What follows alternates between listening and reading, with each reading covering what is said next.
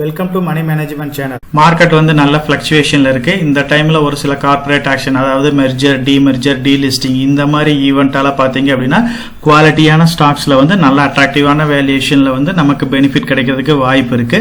அந்த வகையில பாத்தீங்க அப்படின்னா ஆட்டோ செக்டர்ல லீடிங் பிளேயரா இருக்கிற டாடா மோட்டார்ல கூடிய சீக்கிரம் டாடா மோட்டார் டிவிஎஸ் ஷேர்ஸ் எல்லாமே வந்து டீலிஸ்ட் பண்ண போறாங்க. அதே மாதிரி பேங்கிங் செக்டரை பொறுத்த வரைக்கும் ஐடிஎஃப்சி ஃபர்ஸ்ட் பேங்க் கூட வந்து பாத்தீங்க அப்படின்னா ஐடிஎஃப்சி லிமிடெட் வந்து மெர்ஜ் பண்ண போறாங்க. அதே மாதிரி சிமெண்ட் செக்டர்ல லீடிங் பிளேயரா இருக்கிற அல்ட்ராடெக் சிமெண்டோட பாத்தீங்க அப்படின்னா கேசவரம் வந்து மெர்ஜ் பண்ண போறாங்க. இதுலயும் நல்ல டிஃபரன்ஸ் இருக்கு.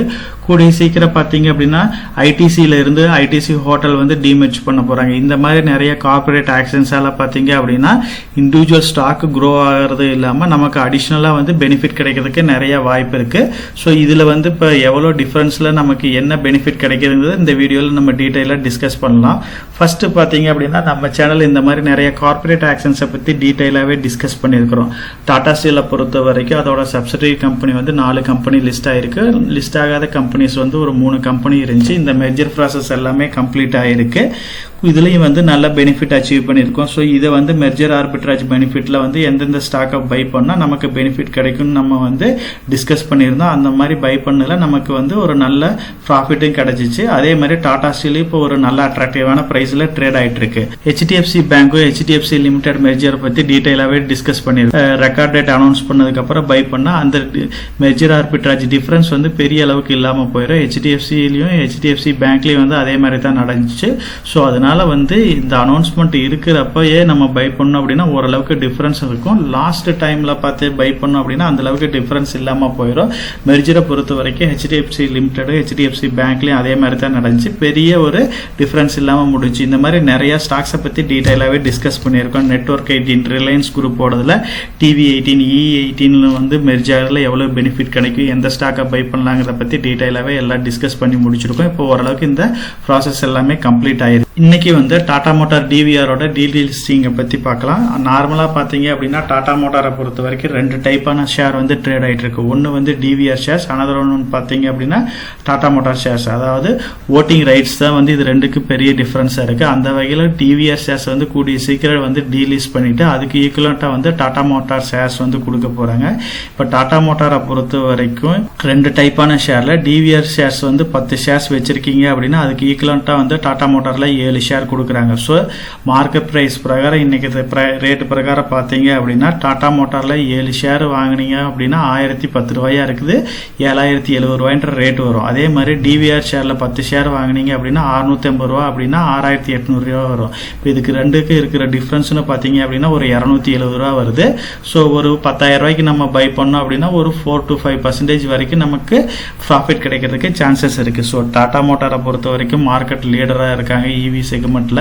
அதே மாதிரி கூடிய சீக்கிரம் வந்து இதுல இருந்து ஒரு டீலிஸ்டிங் வந்து நடக்க போகுது. அதாவது டாடா மோட்டார் டிவிஆர் டீலிஸ்ட் பண்ணிட்டு அதுக்கப்புறம் வந்து பாத்தீங்க அப்படின்னா டிமெர்ஜர் ப்ராசஸ் ஒன்று நடக்குது. அதாவது கமர்ஷியல் வெஹிக்கிள் தனியா பிரிக்க போறாங்க, பேசஞ்சர் வெஹிக்கிள் பத்தி தனியா பிரிக்க போறாங்க.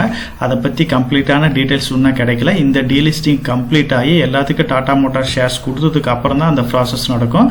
அதை பத்தி இன்ஃபர்மேஷன் கிடைக்கிறப்ப நம்ம கம்ப்ளீட்டா வந்து அதையும் அனலைஸ் பண்ணலாம். அதே மாதிரி ஐடிஎஃப்சி ஃபர்ஸ்ட் பேங்க்கும் ஐடிஎஃப்சி லிமிடெடையும் மெர்ஜ் பண்ண போறாங்க. இதுக்கு உண்டான ரேஷியோ பாத்தீங்க அப்படின்னா ஐடிஎஃப்சி லிமிடெட்ல 100 ஷேர் இருக்கு அப்படின்னா அதுக்கு ஈக்குவலண்டா ஐடிஎஃப்சி ஃபர்ஸ்ட் பேங்க்ல வந்து ஒரு 155 ஷேர் கொடுக்க போறாங்க. ஐடிஎஃப்சி ஃபர்ஸ்ட் பேங்க் வந்து நல்ல ஃபியூச்சர் growth இருக்கிற பேங்க் தான். ஃபியூச்சர்ல வந்து பாத்தீங்க அப்படின்னா நல்ல ஒரு பெனிஃபிட் கொடுக்கக்கூடிய பேங்க். இப்போ ஹெச்டிஎஃப்சி, ஐசிசி, கோட்டாக் இதை விட பாத்தீங்க அப்படின்னா இது பிஇ கொஞ்சம் காஸ்ட்லியா ட்ரேட் ஆகிட்டு இருந்தாலும் growth oriented பேங்க் இருக்கிறதுனால கொஞ்சம் வேல்யூஷன் வைஸ் காஸ்ட்லியா இருக்கு. இருந்தாலுமே இப்போ வந்து ஒரு அட்ராக்டிவான பிரைஸ்ல வந்து கரெக்ஷன் ஆயிருக்கு. ஐடிஎஃப்சி லிமிடெடை பொறுத்த வரைக்கும் 100 ஷேர்ஸ் வந்து நீங்க பை பண்ணீங்க அப்படின்னா 114 ரூபாய்ன்ற ரேட்ல 11,400 ரூபாய்ன்ற அமௌண்ட் வருது. அதே ஐடிஎஃப்சி ஃபர்ஸ்ட் பேங்க்ல வந்து 155 ஷேர் வந்து 70,000 ரூபாய்ன்ற ரேட்ல பை பண்ணீங்க அப்படின்னா 11,780 ரூபா வருது. இதுக்கு இருக்கிற ரெண்டுக்கு இருக்கிற டிஃபரன்ஸ்னு பாத்தீங்க அப்படின்னா ஒரு 400 ரூபாய்க்கு பக்கமா டிஃபரன்ஸ் இருக்கு. இப்ப 10,000 ரூபாய்க்கு வாங்கினா அப்படின்னா ஒரு 400 ரூபா அந்த அளவுக்கு டிஃபரன்ஸ் இருக்கு. 3 to 4% வந்து ஒரு ப்ராஃபிட் கிடைக்குது. ஸோ நீங்க ஐடிஎஃப்சி ஃபர்ஸ்ட் பேங்க் லாங் டேர்ம்க்கு கன்சிடர் பண்ணணும் அப்படின்னா நீங்க ஐடிஎஃப்சி லிமிடெட் கன்சிடர் பண்ணீங்கன்னா இந்த பர்சன்டேஜ் வந்து நமக்கு பெனிஃபிட்டா கிடைக்கும். So long term point of வியூல நீங்க கன்சிடர் பண்ணணும் அப்படின்னா நீங்க வந்து ஐடிஎஃப்சி லிமிடெட கன்சிடர் பண்ணலாம். கன்சிடர் பண்ணோம் அப்படின்னா நம்ம ஐடிஎஃப்சி ஃபர்ஸ்ட் பேங்கா கன்வெர்ட் ஆகிறப்ப அந்த பெனிஃபிட் நமக்கு அப்ப கிடைச்சிரும். கூடிய சீக்கிரம் வந்து பார்த்தீங்க அப்படின்னா அல்ட்ராடெக்கும் கேசாராம் இண்டஸ்ட்ரீஸும் மெர்ஜ் பண்ண போகிறாங்க. இதுக்கு உண்டான ரேஷியோ அனௌன்ஸ் பண்ணியிருக்காங்க. இதில் ஒரு அல்ட்ராடெக் ஷேர்ஸ் வந்து 52 ஷேர் கேசாராம் இண்டஸ்ட்ரீஸ் ஷேர் வச்சுருந்தா கொடுக்க போகிறாங்க.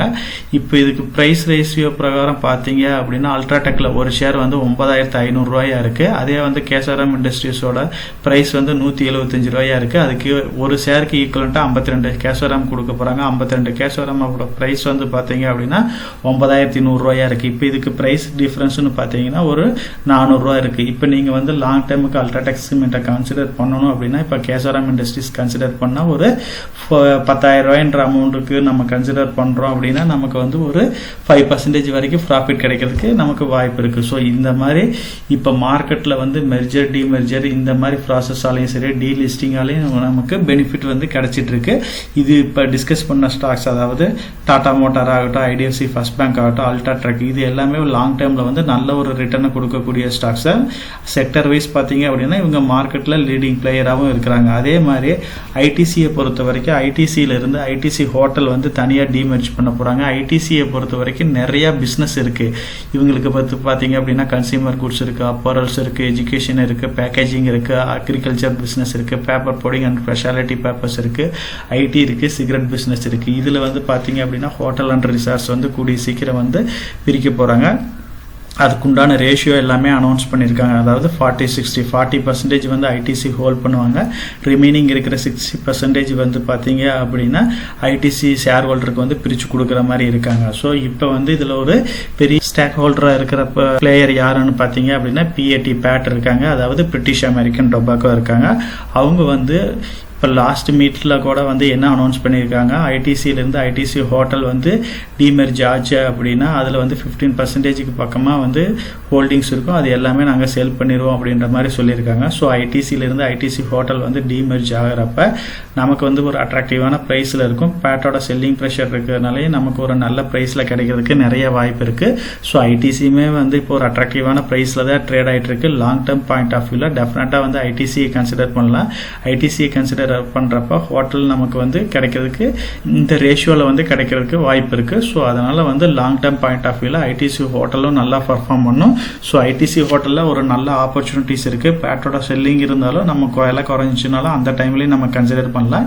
இப்பயும் வந்து ஐடிசி நல்ல ஒரு அட்ராக்டிவான பிரைஸ்ல இருக்கிறதுனால ஐடிசி ஸ்டாக்கை நீங்க கன்சிடர் பண்ணுங்க. இது எல்லாமே வந்து லாங் டைம்ல நல்ல பெனிஃபிட்டை கொடுக்கக்கூடிய ஸ்டாக்ஸ் தான். இப்போ நம்ம டிஸ்கஸ் பண்ண ஸ்டாக்ஸ் எல்லாமே வந்து யூஸ்ஃபுல்லான ஸ்டாக்ஸ், லாங் டைம்ல நல்ல ரிட்டர்னை கொடுக்கக்கூடிய ஸ்டாக்ஸ் தான். நம்ம சேனலை பொறுத்த வரைக்கும் நம்ம சேனலை வந்து சப்ஸ்கிரைப் பண்ணிட்டு ஒரு 48%, சப்ஸ்கிரைப் பண்ணாமல் ஒரு 52% பார்த்துட்டு இருக்கிறாங்க. சப்ஸ்கிரைப் பண்ணாத ஃப்ரெண்ட்ஸ் நம்ம சேனலே வந்து சப்ஸ்கிரைப் பண்ணி கொஞ்சம் சப்போர்ட் பண்ணுங்க. நம்ம சேனல் மெம்பர் கம்யூனிட்டியில போர்ட்ஃபோலியோ அப்டேட், அதாவது என்னோட போர்ட்ஃபோலியோல என்ன ஸ்டாக் பை பண்றேன், என்ன ஸ்டாக் செல் பண்றேன், என்னென்ன சேஞ்சஸ் பண்ணிட்டு இருக்கேன், இதை பத்தி இன்ஃபர்மேஷன்ஸ் வந்து ஷேர் பண்ணிட்டு இருக்கேன். டெய்லி மார்க்கெட் அப்டேட் வந்து முடிஞ்ச வரைக்கும் போஸ்ட் பண்ணிட்டு இருக்கேன். கார்பரேட்ல என்னென்ன ஈவென்ட் இருக்கு, நம்மளோட இந்திய எக்கனாமியை பத்தி ஒரு சில யூஸ்ஃபுல்லான இன்ஃபர்மேஷன்ஸ் எல்லாமே ஷேர் பண்ணிட்டு இருக்கோம். மெம்பர் கம்யூனிட்டியில ஜாயின் பண்ணி இதை ரெகுலரா ஃபாலோ பண்ணீங்க அப்படின்னா உங்களுக்கு நாலேஜ் இம்ப்ரூவ் ஆகிறது மட்டும் இல்லாம உங்களோட போர்ட்ஃபோலியோவை ஹெல்த்தியா பில்ட் பண்றதுக்கு எல்லா வகையிலையும் சப்போர்ட்டிவா இருக்கும். இப்ப டிஸ்கஸ் பண்ண இன்ஃபர்மேஷன் எல்லாம் உங்களுக்கு யூஸ்ஃபுல்லா இருக்கும்னு நினைக்கிறேன். இந்த வீடியோ உங்களுக்கு யூஸ்ஃபுல்லா இருந்துச்சு அப்படின்னா நம்ம சேனலை வந்து சப்ஸ்கிரைப் பண்ணுங்க, நம்ம வீடியோவை லைக் பண்ணுங்க, ஷேர் பண்ணுங்க. கமெண்ட் செக்ஷன் ஓப்பன்ல தான் இருக்கு. ஸோ இந்த வீடியோ பத்தி உங்களோட ஒப்பீனியன் என்ன, இதுல என்னென்ன டவுட்ஸ் இருக்கு அப்படின்னு நீங்க கமெண்ட் செக்ஷன்ல போஸ்ட் பண்ணீங்க அப்படின்னா உங்களுக்கு மட்டும் இல்லாம நம்ம வியூவர்ஸ் எல்லாத்துக்குமே நல்ல ஒரு சப்போர்ட்டிவா இருக்கும். நான் ஒரு செபி ரிஜிஸ்டர்ட் அட்வைசர் கிடையாதுங்க. நம்ம சேனலில் போடுற வீடியோக்கள் எல்லாமே வந்து பார்த்தீங்கன்னா எஜுகேஷனல் ஆர் இன்ஃபர்மேஷன் பர்பஸ்க்கோசரம் போஸ்ட் பண்ணுற வீடியோக்கள் தாங்க. இன்வெஸ்ட்மெண்ட்னா கண்டிப்பாக ரிஸ்க் இருக்கும். அதனால் நீங்கள் உங்கள் ஃபினான்ஷியல் அட்வைசர்கிட்ட டிஸ்கஸ் பண்ணியோ இல்லை நீங்களா ஓன் டிசிஷன் எடுத்தோ இன்வெஸ்ட் பண்ணுங்கள்.